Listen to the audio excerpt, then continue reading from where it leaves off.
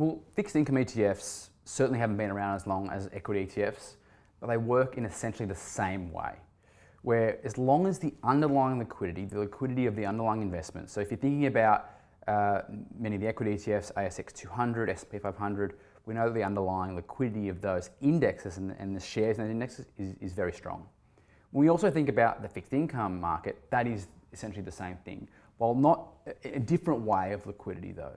So when we package up a basket of bonds into an index, as long as those basket of bonds, in the case of whether it's investment grade corporate bonds or government bonds, as long as they're liquid, the ability for an investor to buy the ETF on the market remains liquid. One area that is slightly nuanced that may be slightly different from an equity ETF is the use of what's called optimization in a fixed income ETF.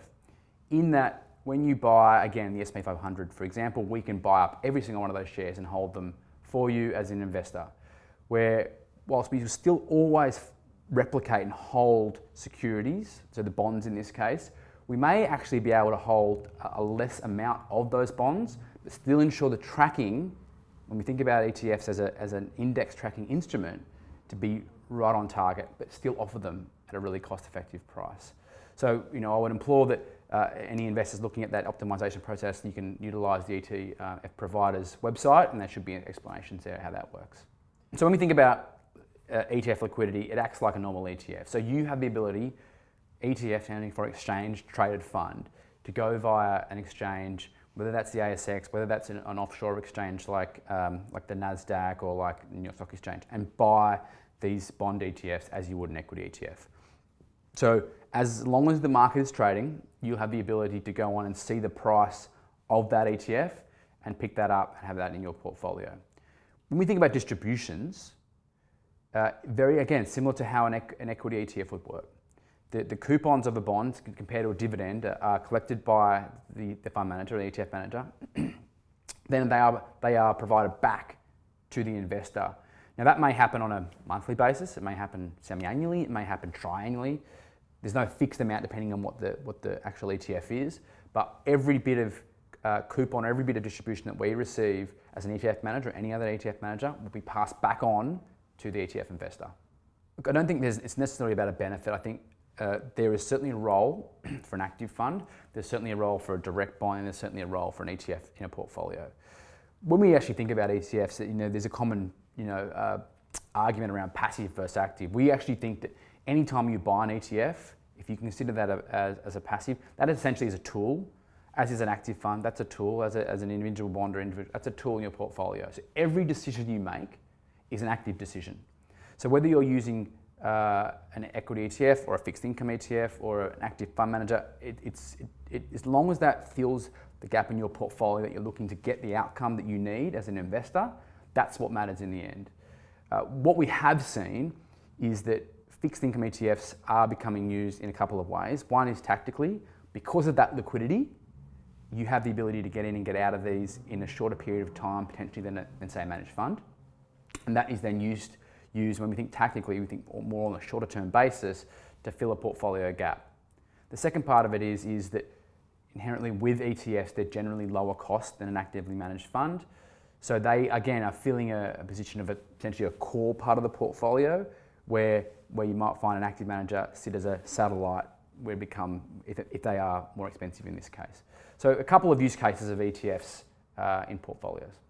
Yeah, the fixed income market globally has absolutely boomed, and we're actually seeing that come down to Australia as well. So there is a huge range of fixed income opportunities via ETF in Australia. Now that ranges from government bonds, it ranges from inflation-linked bonds, so corporate bonds. So when we talk about the corporate bonds, essentially it's the companies that you would buy on the stock exchange.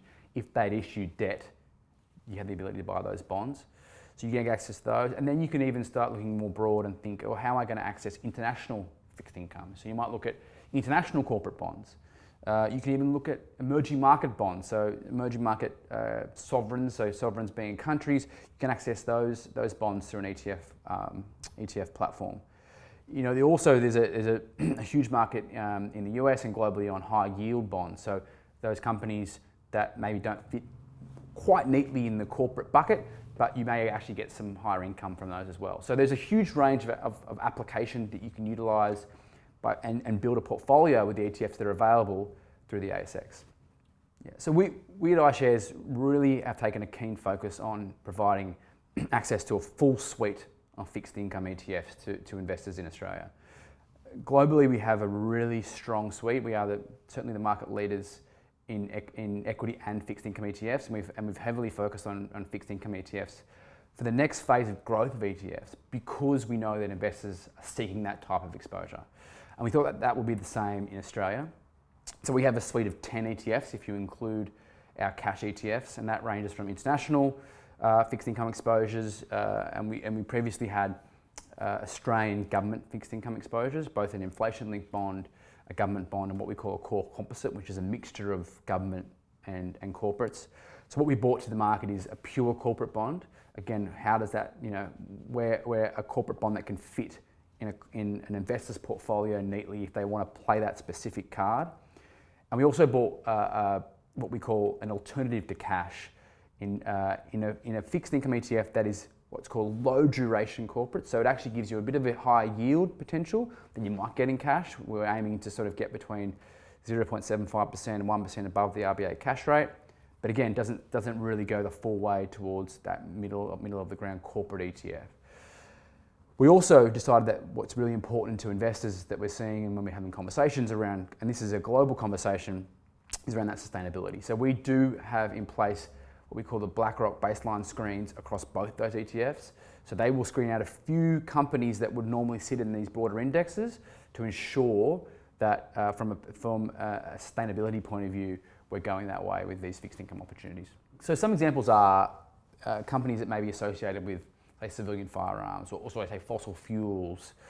So these areas that we know that a lot of investors are looking at and are more concerned about with their investment process, that we're looking to say, hey, that might be suitable to take those companies out and ensure investors are happy with what they're still investing in as part of that broader index.